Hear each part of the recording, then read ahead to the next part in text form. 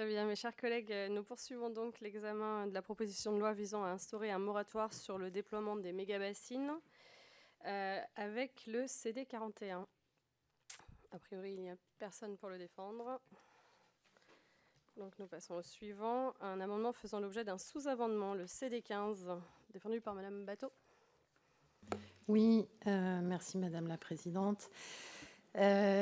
Donc l'amendement CD15, il modifie le Code de l'environnement et notamment l'article, enfin pas notamment, uniquement l'article L211.3 pour conditionner les autorisations de prélèvement pour remplir les réserves d'irrigation existantes à 3 conditions cumulatives: des actions d'adaptation au changement climatique par des solutions fondées sur la nature, la baisse des volumes prélevés et l'utilisation exclusive de l'eau stockée pour l'agriculture biologique.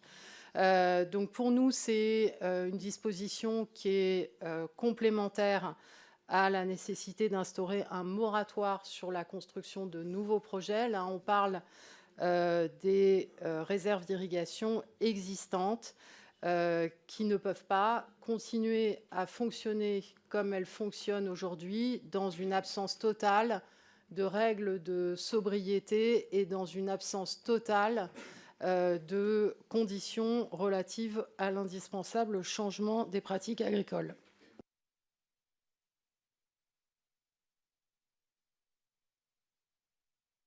Bien, on continue avec la présentation des sous-amendements. Donc le premier par Monsieur Meurin, le C50. Oui, merci Madame la Présidente. Si vous m'y autorisez, je vais peut-être présenter les trois en même temps. Oui, très bien. Il s'agit en réalité, que dans cet amendement que je trouve assez intéressant sur le fond, d'y rajouter 3 éléments. Ne pas aller que sur la conditionnalité des autorisations de prélèvement uniquement à l'agriculture biologique. Pour une raison simple, c'est que les agriculteurs qui peuvent se convertir à l'agriculture biologique sont souvent des agriculteurs plutôt aisés. Et c'est très complexe de se convertir à l'agriculture biologique. Ça demande du temps, des moyens, et les agriculteurs les plus populaires. Non, mais je propose une solution intermédiaire, c'est justement d'inciter aux agriculteurs de se convertir à l'agriculture plutôt raisonnée, terme juridique qui existe dans le décret du 26 mars 2004 sur les conditions en la matière. Deuxième condition, c'est aussi de conditionner les prélèvements d'eau pour que l'exploitation agricole en question, le produit soit destiné uniquement à l'alimentation humaine, ce qui rejoint vos amendements futurs, Madame Bateau, et empêcher justement que ces cultures soient aussi destinées à l'exportation, ce qui fait qu'en fait, en réalité, on exporterait de l'eau à l'étranger. Tout ça me paraît aller philosophiquement, à minima, dans votre sens, et c'était l'idée de ma contribution au débat par ces 3 sous-amendements. Très bien, merci. Votre avis, Madame le rapporteur? Merci Madame la Présidente. Alors, pour le dire simplement, je vais donner un avis de sagesse sur l'amendement présenté par Madame Bateau, je vais m'en expliquer après, et des avis défavorables sur les 3 sous-amendements. Avis de sagesse sur l'amendement de Madame Bateau, parce que la difficulté, et on l'a déjà eu à plusieurs reprises sur les amendements après l'article unique, c'est la suppression de l'article unique qui a été voté. Et du coup, cette mesure que j'entends bien, qui est pensée comme une mesure complémentaire, et qui pour nous évidemment va dans le bon sens, devient la mesure unique puisqu'elle n'est plus adossée au moratoire. Et donc, elle devient, à mon sens, insuffisante, même si elle va dans le bon sens, mais insuffisante, parce que c'est des mesures qui du coup sont peu contraignantes, faiblement contrôlées, on en a parlé tout à l'heure, et qui à elles seules, et non plus adossées au moratoire, n'ont pas les effets sur le modèle agricole et sur les méga-bassines plus largement qu'on souhaite avoir avec cette proposition de loi. Je donne quand même un avis de sagesse parce que dans le fond, conditionner les prélèvements va dans le bon sens.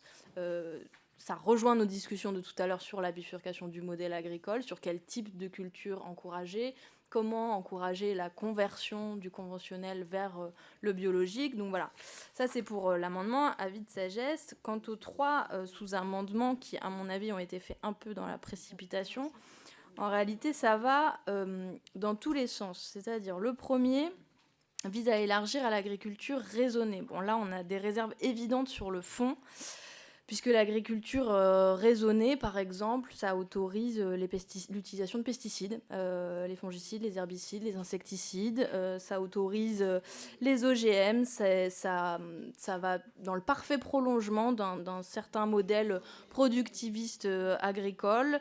Donc ça n'est plus du tout l'ambition de l'amendement présenté initialement, qui serait ainsi sous-amendé, donc avis évidemment défavorable. Ensuite, il y a un amendement qui, en réalité, je pense que c'est pas ce que vous vouliez faire, qui complète l'agriculture biologique destinée à l'alimentation humaine.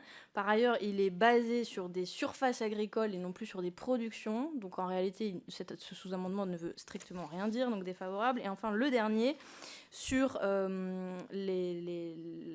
destination à l'exportation, je crois que vous avez fait un contresens total, où en fait vous proposez là de réserver l'usage exclusif de l'eau stockée aux productions destinées à l'exportation. Alors tout à l'heure vous nous faisiez des grands discours sur la souveraineté agricole, donc là en fait alimentaire, pardon, et là en fait vous faites strictement l'inverse. Donc les trois sous-amendements, avis défavorable. J'ai 3 demandes de prise de parole. Pour une, Madame Lefeur, ensuite Monsieur Milliam et Monsieur Di Filippo.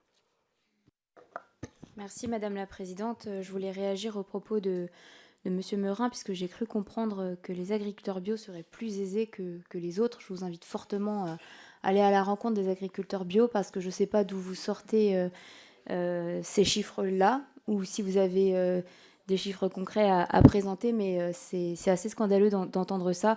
Par ailleurs, je voulais réagir sur l'amendement lui-même. Je crois que tous les agriculteurs ont besoin d'eau pour produire et pour nous nourrir, pas uniquement les agriculteurs bio.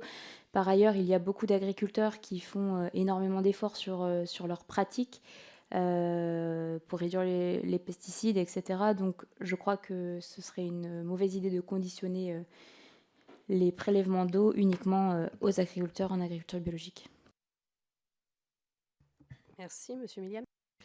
Oui, merci Madame la Présidente. Un peu la même réaction que ma collègue Sandrine Lefeur, et puis apporter un petit peu une précision peut-être sur l'agriculture raisonnée. Madame Guettet, les OGM sont interdits aussi en agriculture raisonnée. Je tenais à vous le signaler. Bah oui, mais en France, c'est interdit. Donc juste pour être juste, voilà. Ça, c'est une chose. Et puis encore une fois, vous limitez effectivement l'utilisation de l'eau stockée uniquement à la production biologique. Donc vous imposez un système de production. Mais moi, je ne vous le reproche pas. C'est exactement ce que vous voulez. Mais vous comprenez que nous... Non, mais c'est pas votre amendement, c'est celui de Madame Bateau, mais vous avez donné un avis de sagesse. Donc voilà, donc c'est bien. Ouais. Voilà. Donc voilà, vous imposez de facto un mode de production agricole et un seul. Je ne pense pas, encore une fois, que c'est comme ça qu'on résoudra le problème ni de l'eau ni de l'agriculture. Et encore une fois, il paraît que la pédagogie de répétition fonctionne. Il paraît donc, moi, encore une fois, ce genre de problèmes peuvent être traités, effectivement, comme l'a fait M. Burlot sur les comités de bassin. Donc exportons la méthode Burlot un peu partout en France et on s'en portera mieux. Peut-être qu'à force de le répéter, ça va rentrer. Merci, Monsieur Di Filippo. Vous vouliez la parole? Merci beaucoup, Madame la Présidente. Juste une double problématique avec cet amendement.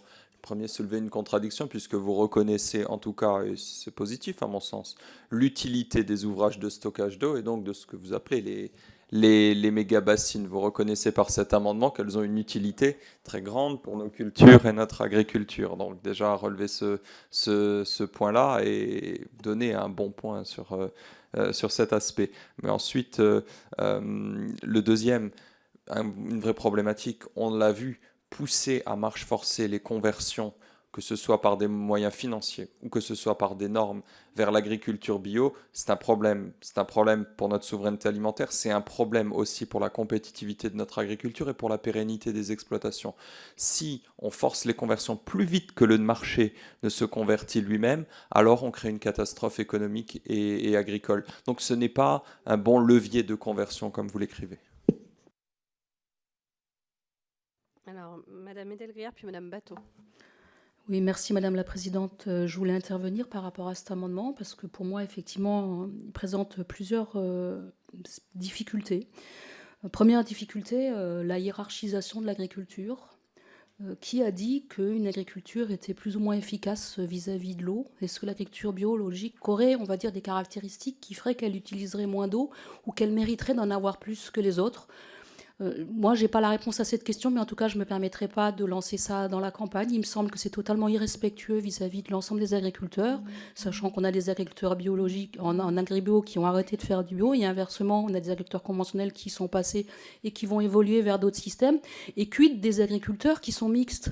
On a des agriculteurs qui sont bio et conventionnels, qui font du bio, du conventionnel, du raisonné. On a toute une série de mixités autour de l'agriculture. Donc déjà, là, moi, je ne sais pas comment on fait.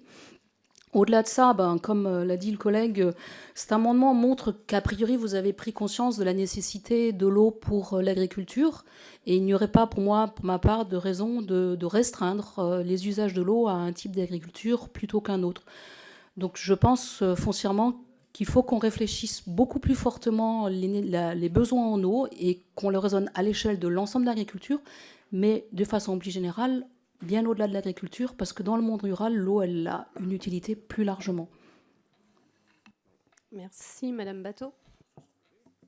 Oui, merci. D'abord, je voudrais remercier la rapporteure de son avis de sagesse. Ensuite, redire que cet amendement ne s'inscrit pas dans les débats qui ont eu lieu à l'article 1 et aux articles additionnels suivants sur l'instauration d'un moratoire que nous demandons et que nous soutenons, mais traite de la question des ouvrages existants sans se prononcer sur est-ce qu'ils étaient bien fondés ou pas bien fondés. Je pense plutôt qu'ils n'étaient pas bien fondés. En tout cas, ils existent.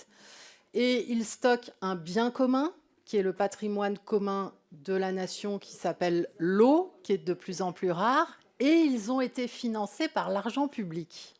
Donc, à partir du moment où ils stockent un bien commun et ils ont été financés par l'argent public, ils doivent être soumis à des règles d'intérêt général.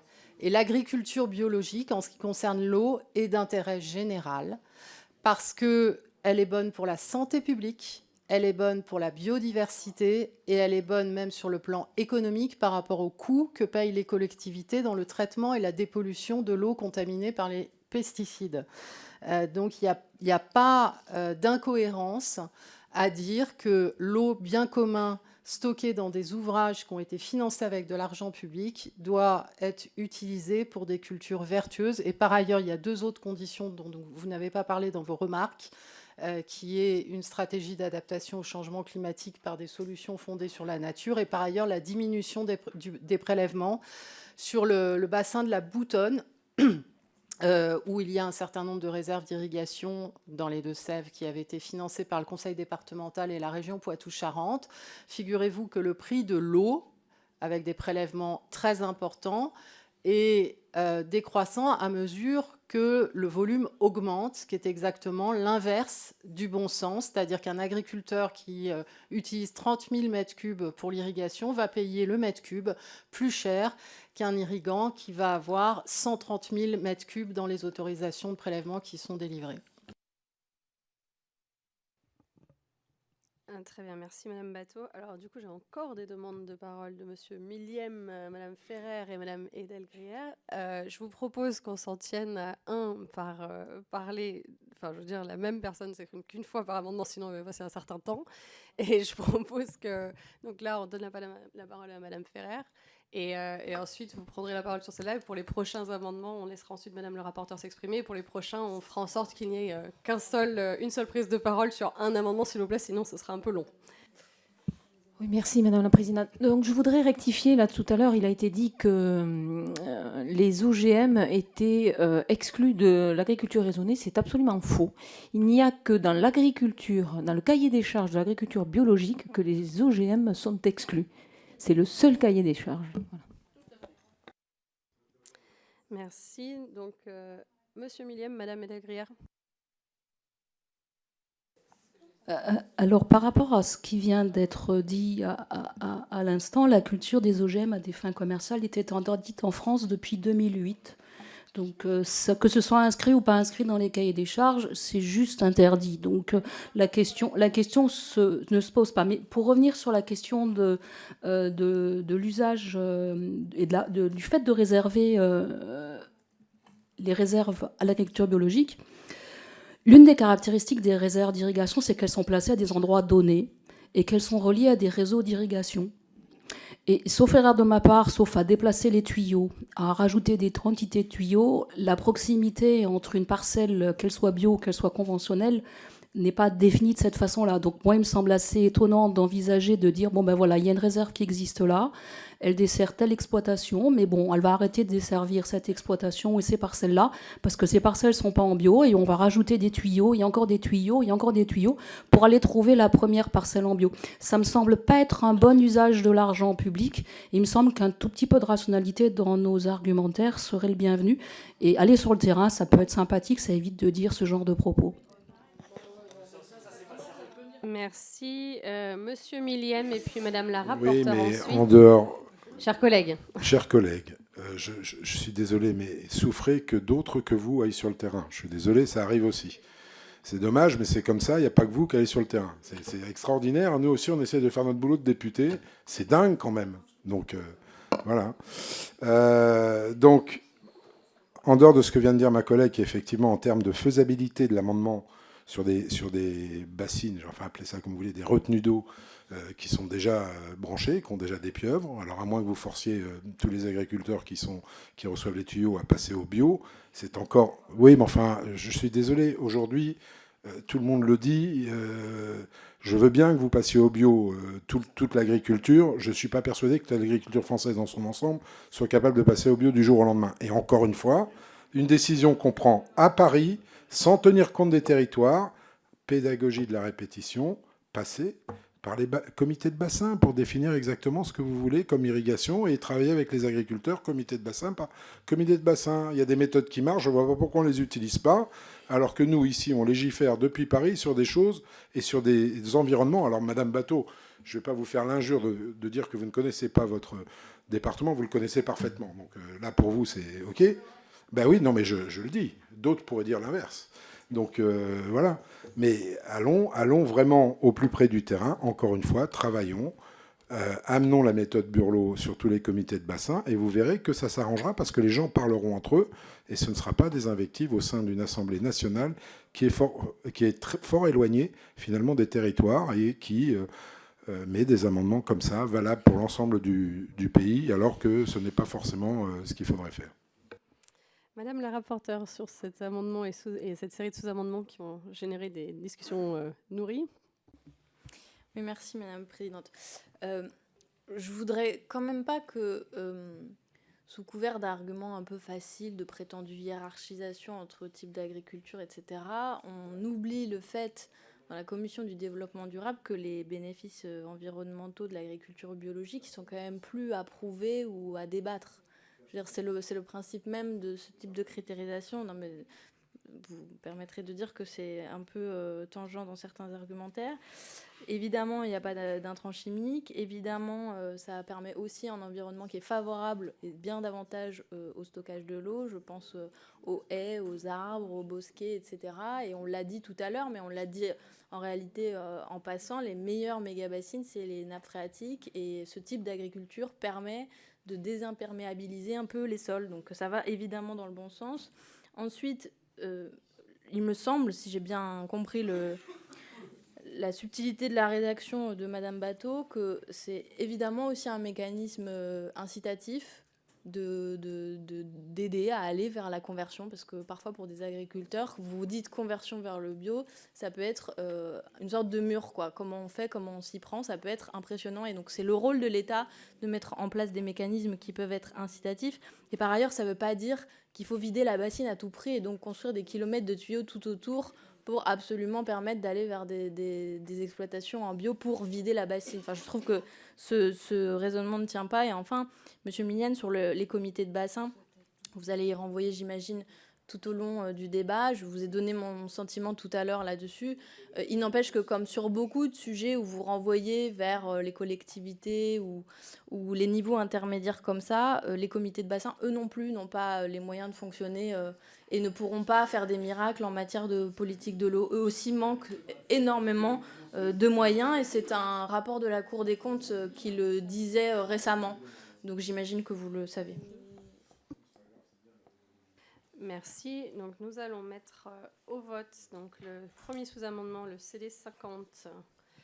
Alors, qui vote pour le sous-amendement présenté par Monsieur Meurin, le CD 50. Donc, qui vote pour? Qui vote contre?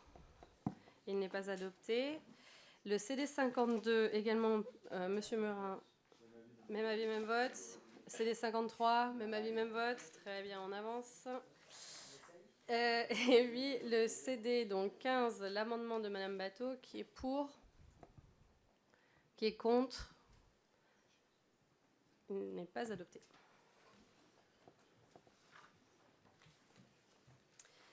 Alors, des amendements pouvant être mis en discussion commune, le CD 47 présenté par Madame Guettet, la rapporteure. Merci Madame la Présidente. Donc c'est un amendement qui vient compléter normalement le dispositif de moratoire, mais qui part du constat pendant les auditions qu'on a fait à de multiples reprises, qui est la connaissance insuffisante sur l'état de la ressource en eau dans les territoires et son évolution dans le contexte du changement climatique. Absolument tous les experts hydrologues qu'on a pu auditionner sont allés dans ce sens-là. Et la Cour des comptes, dans le rapport dont je vous ai parlé tout à l'heure déjà, alertait sur les défaillances du système d'information des prélèvements d'eau qui ne permettent pas d'orienter correctement les décisions publiques. Donc ça allait dans ce sens. Et donc je propose dans cet amendement de conditionner la délivrance de toute autorisation à la réalisation d'une étude hydrologique approfondie dans les 5 années précédentes, c'est-à-dire suffisamment récent pour connaître la qualité de l'eau et puis pouvoir avoir de la projection, une vision en tout cas sur l'état de l'eau à cet endroit-là. Donc le CD 42 en discussion commune, qui le présente, Madame Châtelain. Merci Madame la Présidente. L'objet de cet amendement est de mieux articuler connaissances scientifiques et décisions politiques sur la question de l'eau. Les scientifiques ne peuvent pas prendre de décisions politiques, mais les politiques ne peuvent pas agir non plus en ignorance des causes et de la réalité objective dessinée par les scientifiques. Je voudrais pour ça relater ce qui s'est passé chez ma collègue Lisa Bellucco dans la Vienne, où le préfet a fait pression sur la commission locale de l'eau pour pouvoir ne pas prendre en compte les résultats de l'étude hydrologie, milieu, usage, climat, qui est un outil précieux d'aide à la décision. Il aurait été pourtant utile de prendre en compte le fait que 3 des 11 sous-bassins concernés, la quantité d'eau disponible serait insuffisante pour remplir les méga-bassines, que les remplissages se feraient au détriment d'autres usages sur 2 des sous-bassins, ou encore que les prélèvements sont d'ores et déjà aujourd'hui trop importants et qu'ils devraient être réduits de 40% d'ici à 2050. C'est sur ces fondements scientifiques que le tribunal administratif de Poitiers vient d'invalider la construction de 6 méga-bassines sur le sous-bassin de la Palue.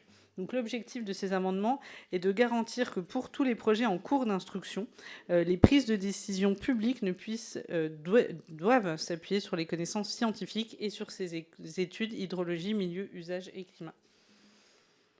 Merci. Donc ce CD 42 est sous-amendé par le sous-amendement CD 49 de Monsieur Meurin. Oui, merci Madame la Présidente. Pareil, un amendement que nous trouvons intéressant. Toutefois, donc pour des raisons de sécurité juridique et de respect du principe de non-rétroactivité de la loi, nous ne souhaitons pas que cet amendement impacte les projets en cours de construction. Il me semble que nous devons avoir confiance, les porteurs de projets doivent pouvoir faire confiance à l'administration française et aux législateurs pour ne pas revenir sur des décisions créatrices de droit qui ont d'ores et déjà été accordées. En revanche, pour les autorisations ultérieures, nous trouvons ce garde-fou intéressant et c'est sous réserve de l'adoption de ce sous-amendement, nous voterons l'amendement de Madame Bellucco. Nous allons aussi également voter l'amendement de Madame Guettet qui nous paraît également intéressant comme garde-fou. Madame la rapporteure. Alors, l'amendement donc de Madame Bellucco, mais présenté par Madame Châtelain, va dans le même sens que le mien. Mais je propose quand même de vous demander de le retirer au profit du mien. Je m'explique. L'étude HMUC concerne a priori, d'après ce qu'on a travaillé en amont en voyant cet amendement, seulement le bassin Loire-Bretagne, alors que le mien se rapporte à tout le territoire national avec une formule qui dit études hydrologiques au sens large et qui précise d'ailleurs dans la rédaction ce qu'on attend de ces études hydrologiques, qui le précise un peu. Et donc c'est pour ça que je vous propose donc de le retirer au profit du mien.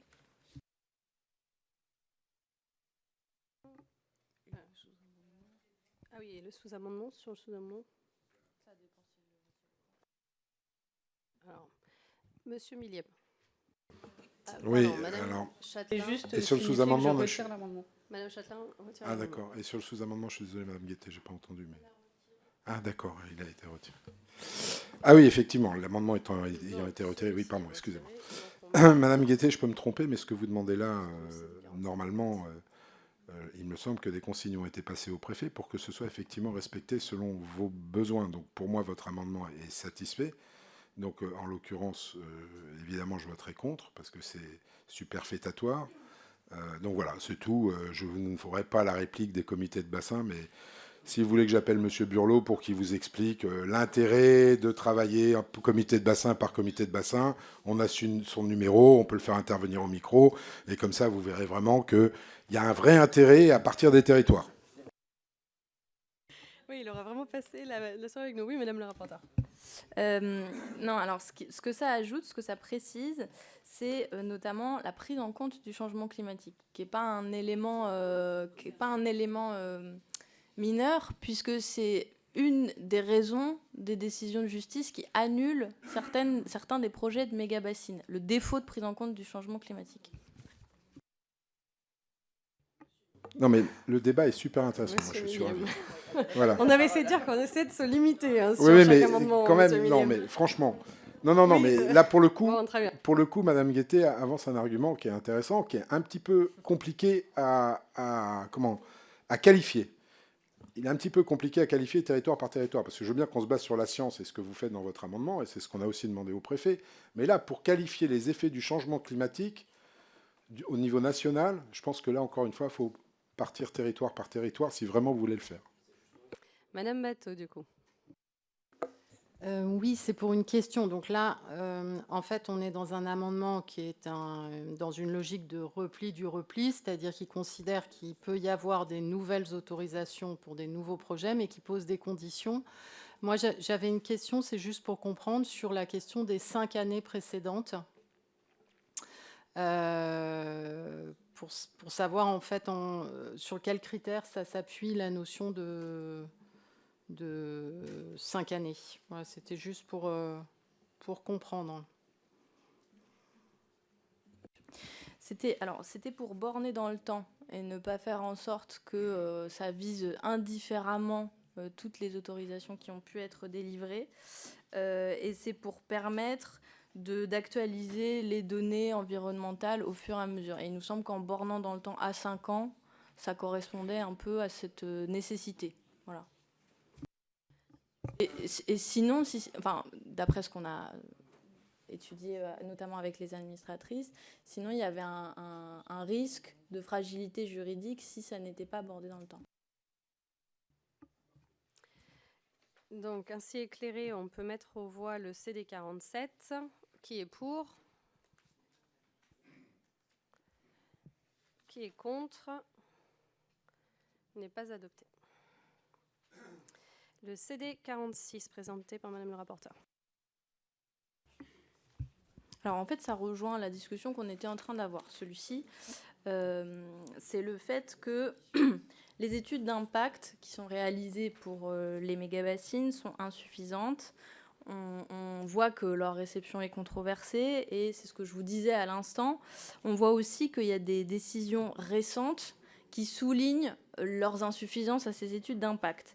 Par exemple, en octobre 2023, il y a eu 15 réserves de substitution Vienne, Charente, Deux-Sèvres, où le tribunal administratif de Poitiers a souligné les inexactitudes, omissions, insuffisances de l'étude d'impact, la non prise en compte des effets prévisibles du changement climatique a aussi été invoquée comme raison dans le jugement. on pense que ça pourrait faire jurisprudence pour les études d'impact à venir.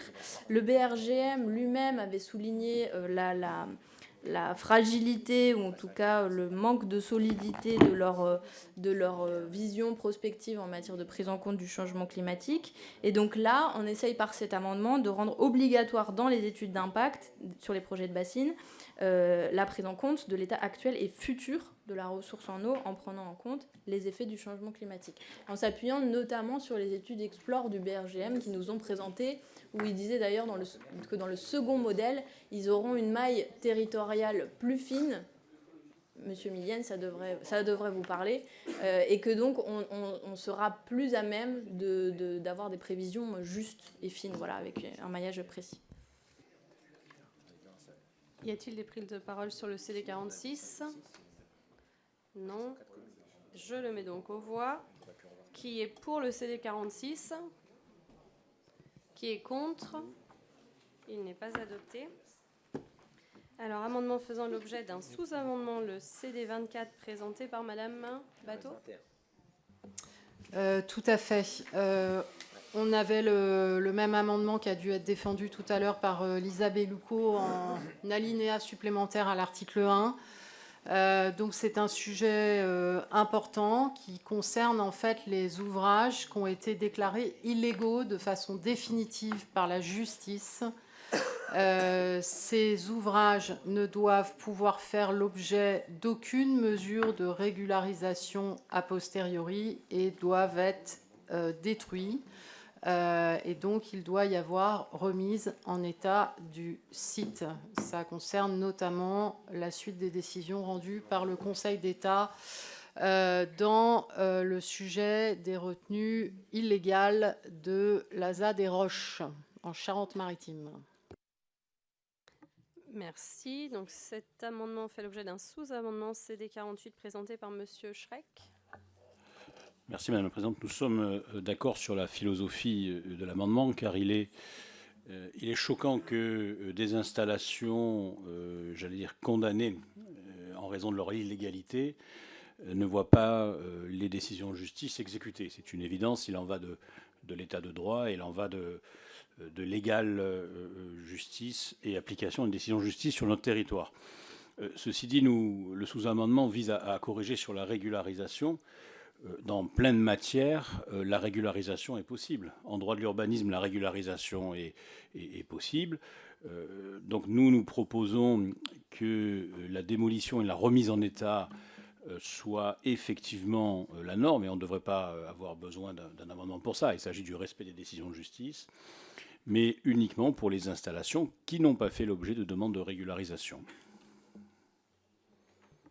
Merci Monsieur Schreck. Madame le rapporteur, votre avis sur cet amendement et sous-amendement? Bon, il me semble que le sous-amendement, à nouveau, a dû être fait dans la précipitation et que la rédaction qu'il introduirait change quasiment le sens de l'amendement, si je le comprends bien. Donc c'est un avis évidemment défavorable. Par contre, l'amendement est très intéressant, puisque, vous le savez, puisque tout le monde ici fait du terrain dans cette commission, il y a en effet des ouvrages qui ont fait l'objet de décisions de justice, qui ont annulé leur construction ou leur exploitation, et qui pourtant existent. Je pense par exemple à un ouvrage qui est très marquant pour beaucoup d'habitants et d'habitantes dans l'Ouest, le barrage de Caussade, qui est censé être vidé depuis 2020, qui est toujours en activité à cette heure. Je pense aussi aux 5 retenues en Charente-Maritime, dont les autorisations ont été annulées par la Cour d'appel de Bordeaux en 2022, qui ont fait l'objet de longues péripéties juridiques en réalité. Donc ils ont été annulés par la justice en 2009. Ensuite, il y a eu une autorisation dérogatoire du préfet pour poursuivre les travaux malgré la décision du tribunal, re-annulée en 2022 par la justice. Mais entre-temps, les bassines avaient été construites, elles fonctionnent donc depuis des années. Enfin bref,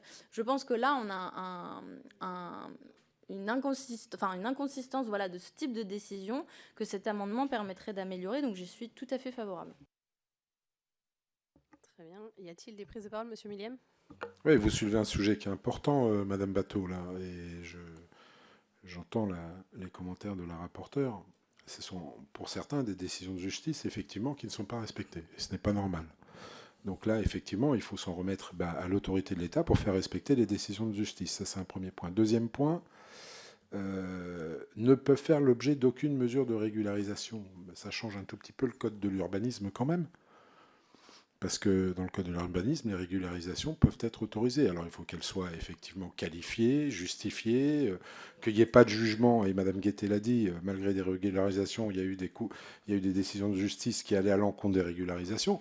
Mais c'est un problème judiciaire. Je ne pense pas qu'en adoptant cet amendement, tout d'un coup, par miracle, les choses vont s'arranger. Voilà, c'est tout.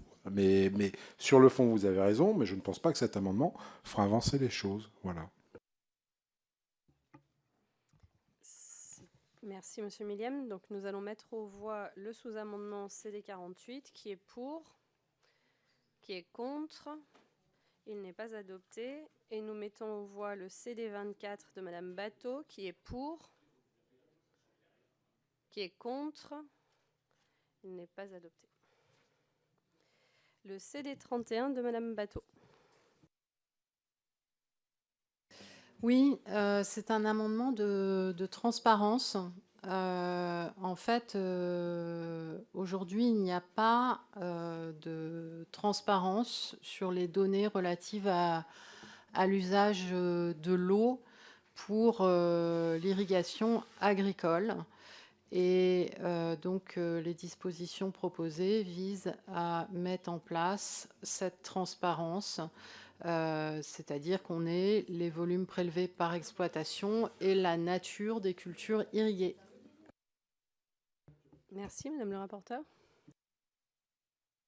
C'est très net qu'il y a un manque de données sur les prélèvements d'eau qui sont réalisés en France pour les usages agricoles. Il y a une sorte d'opacité en réalité, un manque de transparence pour les citoyens qui a mené d'ailleurs aussi sur ce sujet à des condamnations en justice.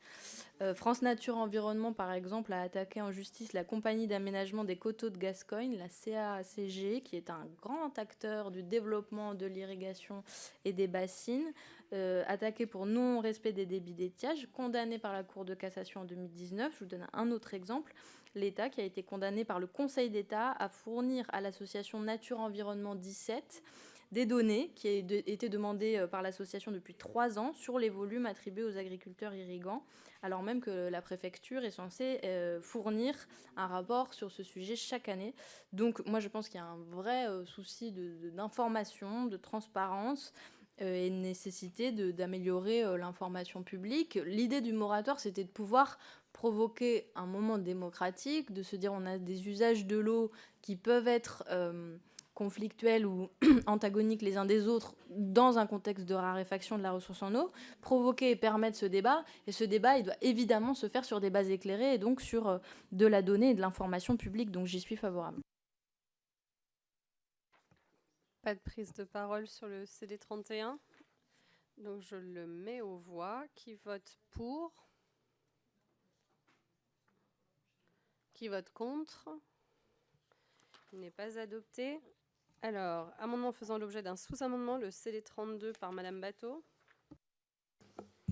Oui, le CD32 revient sur les dispositions qui avaient été adoptées dans la loi Montagne de 2016 en faveur d'une politique généralisée de stockage de l'eau pour l'irrigation et donc propose des orientations différentes et nouvelles, adaptées à l'accélération du réchauffement climatique, qui donc indique que la politique en la matière vise à la réduction des volumes prélevés, à l'adaptation des pratiques agricoles au changement climatique par des solutions fondées sur la nature et à l'usage exclusif de l'eau stockée dans les ouvrages existants pour l'agriculture biologique, point sur lequel nous avons déjà discuté tout à l'heure. Mais là, on est dans un autre article du Code de l'environnement et ces dispositions se substitue à ce qui est écrit à l'heure actuelle et qui va dans le sens d'une politique de stockage. Et l'exposé des motifs de l'amendement comporte les références, des points de vue et des avis scientifiques de Magali Regueza et de Florence Abetz, qui soulignent à quel point les mégabassines ne sont pas une solution magique pour faire face au changement climatique. Merci Madame Bateau. Le sous-amendement présenté par Monsieur Meurin, le CD 51, défendu. Très bien, Madame le rapporteur. Oui, alors pour aller très vite, parce qu'en effet c'est une discussion qu'on a déjà eue, je pense que c'est un amendement qui va dans le bon sens, qui en effet le place à un endroit différent, qui permet la réécriture, vous l'avez dit, de l'alinéa 5 bis, qui lui fait donc la promotion d'une politique active de stockage de l'eau. Je pense que ça va dans le bon sens, donc je donne un avis favorable. Je me suis déjà exprimée sur le principe du sous-amendement Rassemblement national qui était le même sur l'agriculture raisonnée, donc un avis bien sûr défavorable.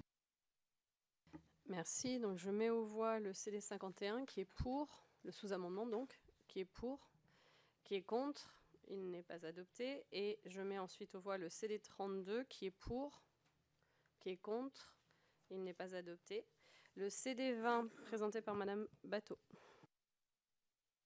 Alors, le CD20, il est sur un sujet connexe que je pense beaucoup de collègues connaissent, qui est la problématique des captages prioritaires pour l'eau potable. Depuis le Grenelle de l'environnement, un certain nombre, vous savez, de captages d'eau potable ont été fermés tellement ils étaient touchés par des pollutions diffuses. C'est une réalité qui continue d'ailleurs dans un certain nombre de territoires. Et les captages prioritaires étaient censés faire l'objet de programmes d'action. Et le bilan est extrêmement inégal et il y a quand même à l'échelle nationale, on peut le dire, un constat d'échec des programmes ressources en termes de résultats. Du coup, la proposition de cet amendement, c'est de dire que les surfaces agricoles qui sont dans les aires de protection de captage prioritaire doivent être cultivées en agriculture biologique, donc pour des raisons qui sont liées aux enjeux de qualité de l'eau et d'impact sur l'eau potable. Merci Madame Bateau. Madame la rapporteure. Bon, j'y suis évidemment favorable. Je pense que c'est un sujet très important sur lequel j'imagine d'ailleurs on est toutes et tous interpellés en réalité. Je voudrais vous citer Gabrielle Boulot, qui est chercheuse à l'INRAE, dans son audition, qui nous disait en moyenne, ce sont 60 captages d'eau potable qui sont abandonnés chaque année pour cause de pollution diffuse d'origine agricole. Donc c'est un vrai sujet que ces aires d'alimentation, des captages associés à des points de prélèvement sensibles, on puisse favoriser une agriculture où il n'y a pas d'intrants, de pesticides, etc. Donc j'y suis tout à fait favorable. Monsieur Milliam, vous voulez réagir? Oui, merci Madame la Présidente. Encore une fois, je suis un peu étonné par cet amendement parce que personne ne méconnaît le fait que pour passer de l'agriculture conventionnelle à l'agriculture biologique, minimum 3 ans quand même. Donc moi je veux bien, mais 1er janvier 2025, on est pratiquement en 2024, ça fait à peine un an. Bah oui, Madame Bateau, ça fait à peine un an. Et puis c'est pas seulement du conventionnel vers le biologique. Tout type d'agriculture qui va opérer un changement, il faut minimum 3 ans pour que ça fonctionne. Donc moi, je veux bien tout, mais cette volonté absolue, je la respecte, de faire du bio à marche forcée, alors que là, ça ne vole pas, je suis désolé, on va voter contre. Madame Bateau. Oui, pour prier notre collègue Bruno Millienne de bien vouloir lire l'amendement qui dit donc agriculture biologique ou de conversion vers ce mode de production. Donc le sujet des 3 ans est inclus dans l'amendement. Par contre, chers collègues, au regard des très graves problèmes et interpellations lourdes que rencontrent les élus locaux sur la question de l'eau potable et de la protection des captages d'eau potable, je pense que c'est un amendement vraiment de bon sens et qui devrait largement nous rassembler. Oui, merci Madame la Présidente. Effectivement, un amendement de bon sens, et si on ne fait même pas ça, si on n'engage même pas la transition vers l'agriculture biologique dans les zones de captage d'eau potable, quel modèle de transition envisagez-vous, chers collègues? Parce que c'est quand même la base, j'ai envie de dire. Et puis un truc que j'ai sur le cœur depuis tout à l'heure, je le case maintenant, mais sachez aussi, chers collègues qui allez sur le terrain, que les OGM par importation sont autorisés et qu'il y a effectivement dans le cahier des charges biologiques le seul cahier qui interdit le nourrissage par OGM importés et qu'il y a d'autoriser une importation d'OGM en France pour la nourriture animale. Oui, mais pas pour les cultiver. S'il vous plaît, je vous propose qu'on donc mette aux voix le CD20. Qui est pour? Qui est contre? Il n'est pas adopté. Je vous propose de passer à la discussion sur le CD18. Madame Batho. Oui, donc le CD18 met fin au financement par les agences de l'eau des grandes réserves d'irrigation sans aucune conditionnalité sérieuse sur le plan écologique. Donc en fait, le financement deviendra l'exception au lieu d'être la règle, à condition que le projet de territoire soit extrêmement solide et extrêmement sérieux. Madame la rapporteure. Alors, je comprends évidemment la question du financement public. Enfin, je l'ai dit dès mon introduction, enfin dès la prise de parole d'introduction, ça pose d'évidents problèmes, l'utilisation d'argent public pour ces grands ouvrages. Par contre, si j'ai bien regardé, je trouve que le suivant, qui est le CD16, si je ne me trompe pas, voilà, est plus opérant, a priori. Le suivant, il interdit le financement par les agences de l'eau des réserves de substitution à des fins d'irrigation agricole. Donc je pense que je vous demanderai un retrait au profit du suivant. Madame Batho. Alors, ce n'est pas tout à fait la même chose. Le suivant, en fait, il peut introduire un débat qui est d'une autre nature, en fait, sur les ouvrages privés sans financement public. L'amendement, moi, que je défendais ne porte pas uniquement sur la question, c'est pour ça que pour moi, ils ne sont pas contradictoires. Il ne porte pas sur la question des réserves d'irrigation. Il est sur la question de qu'est-ce qu'une agence de l'eau finance dans le domaine qui concerne l'agriculture. Et les actions, à mes yeux, que les agences de l'eau doivent financer quand ça concerne l'agriculture, c'est uniquement ce qui est vertueux réellement du point de vue de la lutte contre le changement climatique et de la reconquête de la qualité de l'eau. C'est ça le propos, en fait. Il n'est pas strictement sur la question des ouvrages, alors que l'amendement de ma collègue Lisa Bellucco, lui, il est sur la question des ouvrages. Donc pour moi, ils ne sont pas contradictoires, même si je demande je comprends tout à fait la demande de simplifier les choses dans nos amendements. Peut-être on améliorera pour la séance, mais en attendant... Madame la rapporteure. Non, j'entends parfaitement. Il y a juste une difficulté, en fait, une fois encore, c'est que ce sont des amendements après l'article unique et que cette proposition de loi visait bien les méga-bassines avec une proposition de moratoire qui a été supprimée. Et donc, l'additionnel devient le nouvel article unique potentiellement. Donc, je maintiens quand même ma proposition de retrait. Sinon, je donne un avis de sagesse. Sur le fond, il ne me pose pas de problème, le 18. Pour donner un avis favorable sur le 16, et je le dis comme ça maintenant, et je ne reprendrai pas la parole tout à l'heure, parce que le 16 vise donc le financement des mégabassines par les agences de l'eau. Je vous l'ai dit, c'est 70% en moyenne des mégabassines qui peuvent être financées par ces fonds-là. Donc en réalité, les redevances sur les consommations domestiques, donc en réalité, les citoyens qui financent directement ce type de projet. Donc le CD16, c'est pour ça que je lui donnerai un avis favorable. D'accord. À ce moment-là, moi, je le retire et on y reviendra en séance sur le 18. Donc, il est retiré. Le CD16, est-ce que vous voulez le présenter? Il est défendu, Madame la Présidente. Très bien. Donc, si ça vous convient, je le mets aux voix. Qui est pour? Qui est contre? Il n'est pas adopté. Le CD 19 présenté par Monsieur Schreck. Défendu, Madame la Présidente. Très bien. Votre avis, Madame le rapporteur? Défavorable. Je le mets aux voix. Qui est pour? Qui est contre? Il n'est pas adopté. Le CD 7 présenté.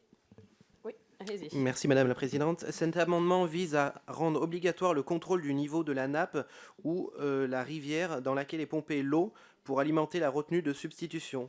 Le BRGM utilise des piozémètres dont un certain nombre peuvent produire les données en temps réel et les aspects quantitatifs quant à la ressource en eau souterraine. Je vous remercie. Merci Monsieur Beauvais. Madame la rapporteure. Bon, le truc, c'est que compte tenu du fait que vous avez déposé un amendement de suppression sur le moratoire, je trouve que c'est vraiment un niveau d'hypocrisie assez avancé en réalité. Donc là, vous proposez, vous avez supprimé l'article moratoire sur les méga-bassines, vous proposez de mesurer. Donc ça deviendrait une proposition de loi de mesure, quoi. Donc je suis défavorable. Merci. Je vous propose de le mettre. Oui, allez-y, Monsieur Morin. Oui, en deux mots. En l'occurrence, il s'agit d'une approche qui n'est pas la vôtre, puisque vous voulez uniformiser le moratoire pour interdire les méga-bassines. Là, on propose quand même un amendement de bon sens, qui est que dans le cadre d'une retenue d'eau, si les niveaux de nappe phréatique ou de cours d'eau sont insuffisants, on suspend l'utilisation de la méga-bassine. Ça me paraît être du bon sens. On vous a suffisamment expliqué tout à l'heure pourquoi on était opposé à votre moratoire général et global sur fond d'idéologie. En l'occurrence, il y a des idées intéressantes justement pour limiter, pour mettre des garde-fous à l'utilisation des dites méga-bassines. Bon, c'est un avis défavorable, un petit peu de dépit. C'est l'impression que ça nous donne. Merci, je vais le mettre aux voix. Donc le CD7 qui est pour, qui est contre, il n'est pas adopté. Le CD8 présenté à nouveau par Monsieur Beauvais. Défendu. Merci. Votre avis, Madame le rapporteur? Défavorable. Pas de prise de parole, donc je le mets aux voix. Qui est pour? Qui est contre? Il n'est pas adopté. Le CD21 de Madame Bateau. Oui, donc c'est un amendement qui vise à mettre fin à ce qui existe actuellement, c'est-à-dire l'arrosage de cultures à vocation énergétique, donc de cultures pour mettre dans les méthaniseurs à partir des bassines.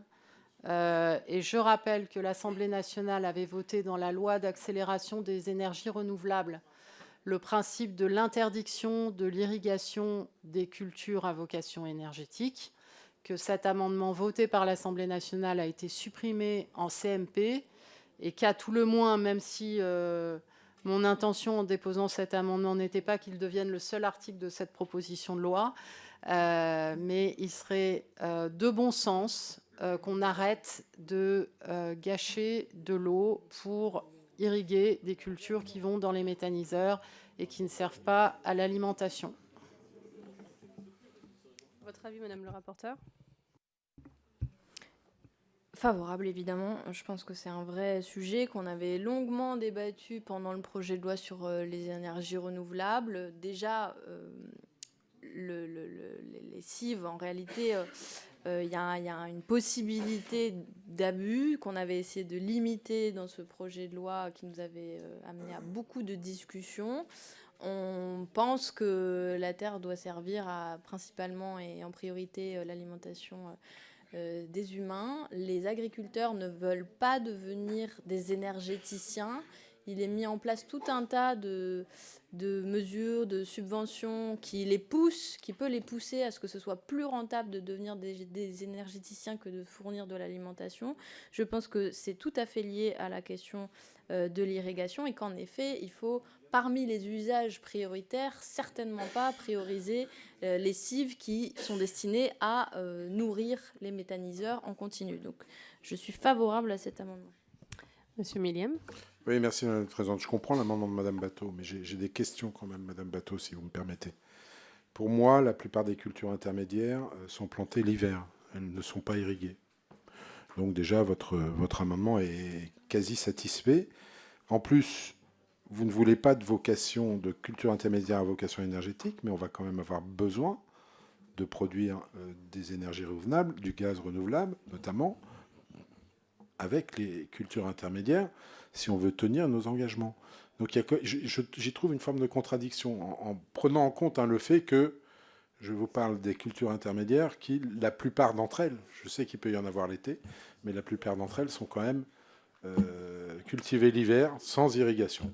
Donc voilà, ça me paraît un peu bizarre. Il manque quelque chose de précision, mais se priver de celles qui sont cultivées l'hiver, enfin, franchement, je ne vois pas.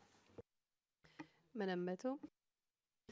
Alors, ma grande méconnaissance du terrain me permet de vous confirmer qu'il y a bien des cultures de printemps et d'été irriguées pour aller dans les méthaniseurs, irriguées à partir notamment de la première réserve de substitution construite à Mauzé-sur-le-Mignon, malgré l'avis du président du comité de bassin, Thierry Burlot, qu'il faudrait tout arrêter en Deux-Sèvres et faire une pause et permettre à un dialogue local respectueux de reprendre et d'éviter la façon dont les choses dégénèrent dans ce territoire. Donc oui, ça existe. Et il y a par ailleurs d'autres méthaniseurs en Deux-Sèvres qui fonctionnent à partir de sous-produits agricoles et d'élevage de façon tout à fait normale, sans avoir recours à l'irrigation de cultures ayant vocation, servant exclusivement à la méthanisation. Donc ça traite, en tout cas pour ce qui est de l'expérience de Sévrienne, d'une vraie situation constatée sur le terrain. Monsieur Millième. Madame Batho, nous n'avons pas la même expérience parce que nous ne sommes pas sur le même territoire. Je ne mets absolument pas en doute ce que vous dites, mais ça démontre un petit peu les limites de notre action. Et c'est pour ça que je plaide encore une fois, pédagogie de répétition, mais qu'on travaille bassin par bassin et territoire par territoire, et non pas d'imposer de manière nationale, parce qu'il y a des territoires où ça ne se fait pas. Nous mettons en voie le CD 21 qui est pour, qui est contre. Il n'est pas adopté. Le CD 43 présenté par Madame Jourdan. Oui, merci Madame la Présidente. Donc c'est un amendement qui vise à répertorier et cartographier l'ensemble des retenues d'eau présentes sur le territoire national. Apparemment, pour le moment, il semblerait, et c'est ce que dit le ministère de la Transition écologique, que nous n'avons pas une bonne connaissance de l'ensemble donc des retenues d'eau qui existent sur le pays. Et donc voilà, dans un premier temps, ça pourrait être intéressant de façon évidemment à pouvoir construire des politiques qui soient adaptées donc au changement climatique et en fonction de ces ressources. Merci Madame Jourdan. Madame la rapporteure. Alors, je rejoins votre préoccupation, évidemment, d'une nécessaire cartographie de l'ensemble des retenues d'eau existantes en France. Madame Florence Abetz, qui est donc hydrologue qu'on a auditionné, nous a donné une estimation de 600 000 à 800 000 retenues en France. Bon, ça fait quand même une sacrée fourchette. Par ailleurs, ça comptabilise le lac, la retenue collinaire, la petite bassine, la méga bassine, de manière totalement indistincte. Il y a toutefois les ministères de l'eau et de l'agriculture qui nous ont dit qu'une étude, un rapport était à paraître assez prochainement sur cela. Et puis, je ramène à ce que j'ai dit déjà à plusieurs reprises, c'est que votre amendement allait bien sûr dans le sens du fait de compléter la disposition de l'article unique de moratoire. En l'occurrence, il a été supprimé. Donc, je donne un avis, on va dire, favorable sur le fond, mais une demande de retrait malgré tout pour ne pas se limiter à ça, quoi. Madame Jourdan. Oui, je vais le retirer, compte tenu effectivement des explications données. Merci, il est retiré. Le CD 34 présenté par Monsieur Barthès. Merci Madame la Présidente. Cet amendement entend ouvrir le débat entre le gouvernement et le Parlement sur la gestion de l'eau sur le territoire français. Le Varenne de l'eau, en 2022, a mis en place le lancement d'un inventaire exhaustif sur les retenues d'eau en France et suivi des volumes stockés par méthode satellitaire en lien avec le Centre national d'études spatiales. Cet inventaire permet d'établir précisément le nombre de types de retenues d'eau en France. La nécessité d'une bonne gestion de l'eau engage aujourd'hui de donner les moyens aux agriculteurs de préserver notre souveraineté alimentaire. C'est pourquoi, étant donné l'enjeu capital dont il est question, cet amendement propose une meilleure transparence auprès de la représentation nationale et de la gestion de l'eau qui est faite. Cette proposition entend particulièrement donner des éclairages sur la gestion des infrastructures déjà existantes et leur entretien. Cette mesure permettra d'entamer un dialogue avec les élus plus proches des Français de par leur connexion avec leur territoire. De plus, cette mesure répond à la fonction de contrôle qui est celle du législateur. Je vous remercie. Merci, Madame le rapporteur. Bon, si vous vouliez débattre sur la question des méga-bassines, vous auriez pu amender plutôt que juste supprimer l'article unique. Et par ailleurs, si vous avez besoin ou souhaitez un débat en séance publique sur la gestion de l'eau en France, je propose que votre groupe puisse le proposer à l'ordre du jour de notre Assemblée. En attendant, c'est un avis défavorable. Je le mets aux voix. Qui est pour? Qui est contre? Il n'est pas adopté. Amendement pouvant être soumis à une discussion commune, le CD 11 de M. Beauvais. Merci Madame la Présidente. Ce nouveau rapport vise à évaluer l'impact en termes de pollution sur les eaux souterraines qui auraient été mises en surface pour une retenue de substitution. Concrètement, par cette étude, nous souhaitons qu'un bilan soit fait quant aux polluants retrouvés dans une eau de retenue et que cela soit comparé avec les polluants que l'on retrouve dans les eaux des nappes d'où proviennent cette eau. Nous pourrons ainsi comparer s'il existe ou non une différence significative de pollution lorsque l'eau est mise en surface. Ce rapport est légitime dans le sens où cette eau sera utilisée pour irriguer les cultures qui pourraient finir dans nos assiettes. Il est donc important de connaître les conséquences de la mise en surface de cette eau. Je vous remercie. Merci, mais gardez la main pour le CD 9, Monsieur Beauvais. Merci. Votre avis, Madame le rapporteur? Il est défendu, hein, j'ai entendu... Pardon, j'ai mal compris, pardon. Monsieur Beauvais, excusez-moi, on m'a induit en erreur. Allez-y, défendu. Défendu, oui. Oui, il est défendu, très bien. Eh bien, Madame le rapporteur. Pour faire très court, dans le programme du Rassemblement national, il n'y a strictement aucune mention du terme de pollution. Donc c'est un intérêt qui vous est venu tardivement après même avoir déposé un amendement de suppression de l'article unique de la proposition de loi. Donc avis défavorable. Donc je le mets aux voix, enfin je mets le CD 11 et le CD 9 aux voix. Non, juste 11, pardon, excusez-moi. Donc, pardon, CD 11 aux voix. Qui est pour? Qui est contre? Merci, il n'est pas adopté. Et le CD 9, qui est pour? Même vote. Allez, on est parti. CD 10. Monsieur Beauvais. Merci Madame la Présidente. Donc mieux vaut tard que jamais, n'est-ce pas? Alors dans cet amendement, il est une nouvelle fois demandé de rapport qui s'intéresse maintenant aux enjeux biodiversité. Un changement de milieu, et notamment la création d'un point d'eau, engendre nécessairement des modifications de biotopes. Ces changements majeurs ont des impacts sur la faune et la flore alentour, et il convient de les évaluer.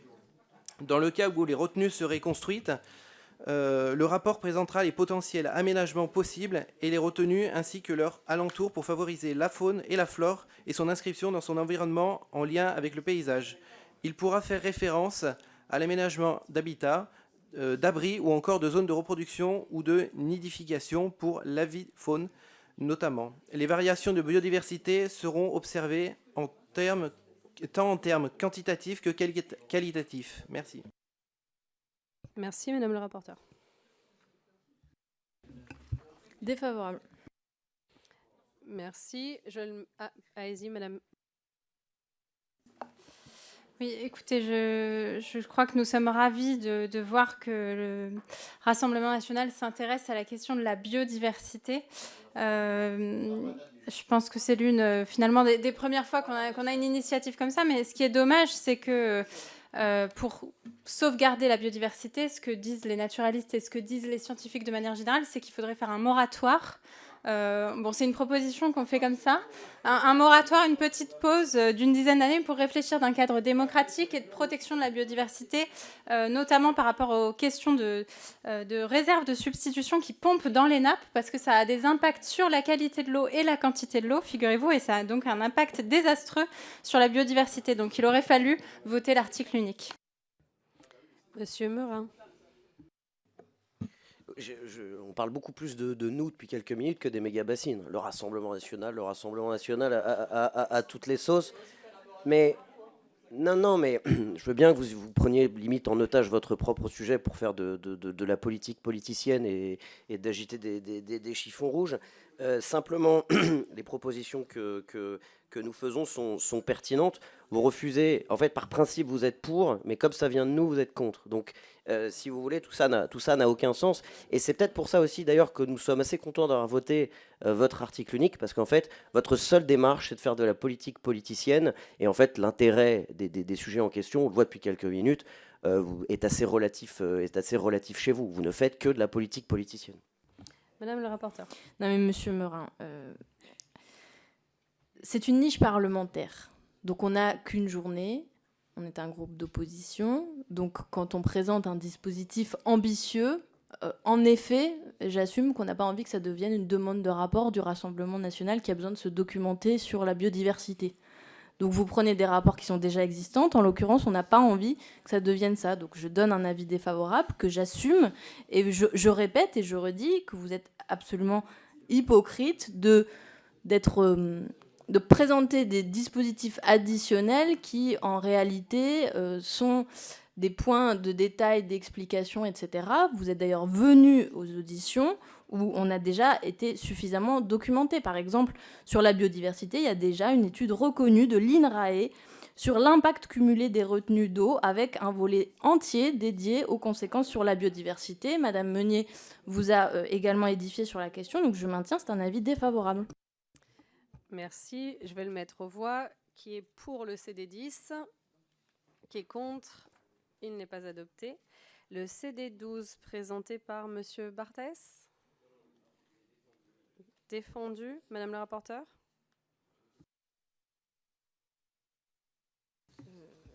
Défavorable. Je le mets aux voix. Qui est pour ? Qui est contre ? Il n'est pas adopté. Le CD39 de Madame Jourdan ? Oui, merci Madame la Présidente. Donc c'est un amendement qui demande un rapport relatif aux pratiques agricoles économes en eau, permettant de réduire les besoins d'irrigation. Voilà, l'idée c'est d'avoir des éléments sur voilà, les alternatives qui sont possibles, mais aussi sur les pratiques qui permettent donc d'avoir un usage de l'eau beaucoup plus sobre. Voilà. Et donc, ce qu'on pense aussi, c'est que ce rapport permettrait peut-être de nourrir donc la prochaine loi d'orientation agricole, d'une part, et puis aussi d'évaluer les besoins, notamment par rapport au plan eau annoncé, qui doit prévoir normalement un soutien aux pratiques agricoles économes en eau. Madame la rapporteure. Merci Madame Jourdan. Alors c'est évidemment une préoccupation que je rejoins, mais de toute façon on a pu en discuter puisque vous avez participé à toutes les auditions de préparation de cette proposition de loi. Évidemment il y a une nécessité d'évolution des pratiques. Bon, je pense qu'on en a longuement discuté.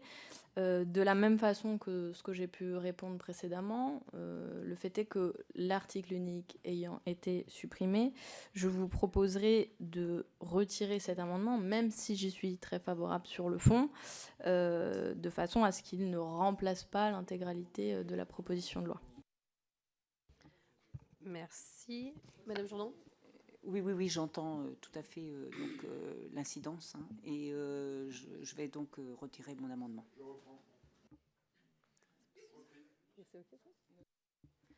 Oui, très bien. Oui. Oui, j'ai le droit de le reprendre, Madame Guettet. Oui, allez-y, Madame Guettet. Non, mais moi j'ai déjà parlé, de savoir si vous Ah voulez ben, défendre. je peux y aller, moi je suis juste galant. Si vous voulez parler avant moi, il n'y a pas de problème. Non, pour une fois, alors là, cet amendement, il est très intéressant, justement, Madame Jourdan, merci. En perspective de la loi agricole qui arrive, parce qu'il peut nous éclairer effectivement sur cette loi qui va arriver. Et effectivement, tout ce que vous proposez là, c'est des indications dont on a réellement besoin pour faire la loi comme il le faut. Donc je rends hommage à nos amis socialistes et je reprends cet amendement. Madame la rapporteure. Je suis sûre que M. Millienne est totalement dénué de malice. Exactement, j'en suis absolument persuadée.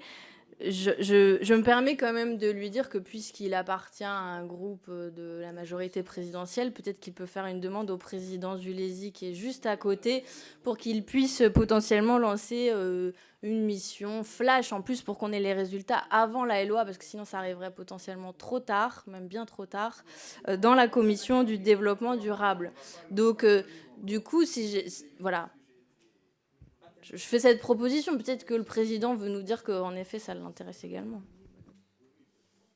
Très bien. Alors, normalement, on ne discute pas un amendement qui a été repris, mais donc exceptionnellement, Madame Meunier. Oui, merci.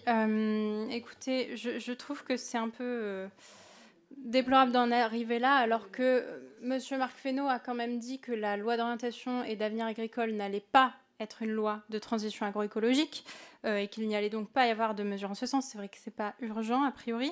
Mais si jamais c'est ça qui vous inspire, ne profitez pas de notre niche, mais effectivement, faites des propositions à M. Fesneau pour la LOA, parce que je pense qu'il est plus temps que jamais de lui faire des propositions pour engager la transition agroécologique que tous les scientifiques appellent. Et ce sont les conclusions de la mission d'information biodiversité et agriculture dans laquelle nous sommes en train de travailler, et nous sommes plusieurs à travailler au sein de cette commission. Les recommandations arriveront bientôt, et donc elles pourront vous inspirer pour la future LOA qui arrive en janvier. D'ici là, concentrons-nous sur le sujet du jour, chers collègues.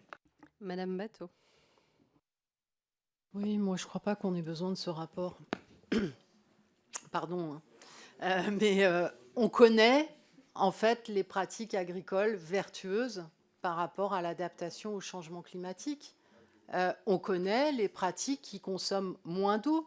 On connaît les cultures qu'il faut arrêter parce qu'elles sont totalement inadaptées au territoire et qu'elles sont trop gourmandes en eau. On sait tout ça. On sait qu'il faut planter des haies, qu'il faut remettre en place des prairies, qu'il faut faire de l'agroforesterie, etc. Les données, à mon avis, sur cette question existent de façon très générale. Et en fait, le débat sur les réserves d'irrigation, c'est un débat sur justement, est-ce qu'on change de modèle ou est-ce qu'en fait, avec des infrastructures extrêmement coûteuses, on continue le même modèle qu'aujourd'hui avec les mêmes cultures complètement inadaptées au changement climatique. Donc moi, je ne crois pas que cet amendement repris soit nécessaire. Monsieur Millienne, et ensuite... Ouais, je suis désolé de constater, Madame Batho, que vous trouvez... Pardon ? Excusez-moi, Monsieur Millienne. Oui. Merci, Madame la Présidente. Je suis désolé de constater, Madame Batho, que cet amendement que moi je trouve excellent, de vos amis socialistes, vous le trouvez nul, en fait. Ce qui prouve le climat quand même dans votre NUPES. C'est un peu dommage. Mais voilà. Non, vous n'êtes pas contre les rapports, vous en demandez, peut-être pas vous, mais votre groupe assez souvent à chaque loi. Donc moi, je trouve qu'il peut éclairer de manière assez substantielle, effectivement, les travaux du ministère de l'Agriculture. Et voilà, donc c'est pour ça qu'on le reprend. Et puis encore une fois, le ministre a peut-être des intentions. Le Parlement, c'est le Parlement. Séparation des pouvoirs, Madame Batho. Donc moi, je ne suis pas forte. Même si Monsieur Fesneau est effectivement du même parti politique que moi, il m'arrive des fois de ne pas être d'accord avec lui. Donc je maintiens la reprise de cet amendement. Madame Jourdan, puis Monsieur Zulesi. Oui, alors écoutez, moi je regrette un peu toutes ces manœuvres. Bon, tout d'abord, sur la question, enfin j'entends ce que dit Madame Batho, qu'il existe déjà des choses, effectivement, hein, des alternatives qui sont connues, ça j'en suis persuadée, mais voilà, la demande de rapport était vraiment pour confirmer les choses. Ceci étant dit, j'ai aussi décidé le retrait de cet amendement parce que je pense que c'est nécessaire que le débat ait lieu, et encore une nouvelle fois, et dans l'hémicycle. Donc voilà, je retire mon amendement pour cette raison. Je comprends très bien les raisons qui m'ont été données par Madame la rapporteure. Et donc, du coup, si mon amendement réapparaît autrement, eh bien, on va se voir dans l'obligation de voter contre. Très bien. pour que le débat ait lieu. Monsieur Zulisi. Oui, merci Madame la Présidente. Simplement pour répondre à Madame la rapporteure qui a imaginé qu'en tant que président de commission, je pouvais lancer des missions. Le bureau propose et puis par la suite, dans une démarche collégiale, nous définissions les missions qui sont développées. Mais sans présager du vote sur cet excellent amendement, peut-être rappeler qu'actuellement, Yannick Horry, avec d'autres collègues, mène une mission l'eau face au défi du changement climatique, et il pourrait être pertinent que Yannick Horry puisse travailler sur ce sujet avec les collègues dans le cadre d'une mission qui d'ores et déjà existe. Merci. Alors, nous allons mettre aux voix le CD39 qui est pour. Alors, il va falloir que je compte, j'imagine, là.